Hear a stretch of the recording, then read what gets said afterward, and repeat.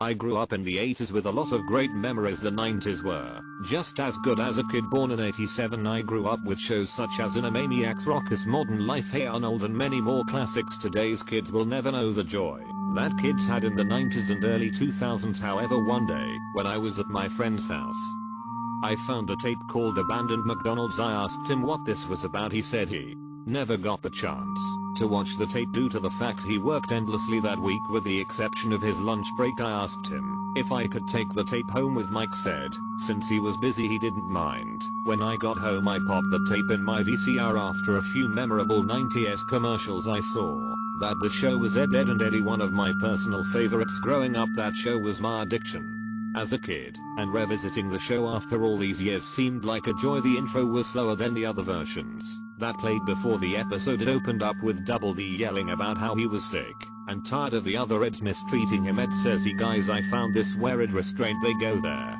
to see an abandoned McDonald's. "What is this place?" Ed says. Double D says, "It looks like a McDonald's." The episode started to take a darker turn after a raccoon jumped out and attacked Ed, was now bleeding. Double D, "Oh my god, we need to get him to a hospital." 1 hour after they got there, Ed was already dead. It has turned out that the McDonald's abandoned in question was cursed and to end there would die. The episode ended with a cliffhanger. There is assumed lost media. That is part 2 of the episode, but to this day it has been rumored as a hoax.